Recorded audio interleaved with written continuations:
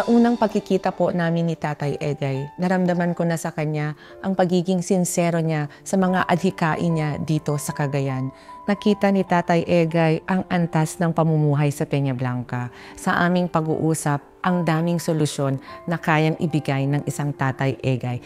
Bilang batang politiko po, ako po ay saludo kay Tatay Egay dahil sa tagal niya na po sa serbisyo, walang bahid na korupsyon at nakita ko po sa kanyang track records na talagang kayang-kaya niyang mamuno dito sa Cagayan. Si Tatay Egay po ang nagbuklod-buklod ng mga leaders dito po sa Cagayan at ako ay nagpapasalamat dahil napabilang po ako sa nagkakaisang One Cagayan. Si Tatay Egay ang kailangan natin. Siya ang mag-aangat ng ating buhay.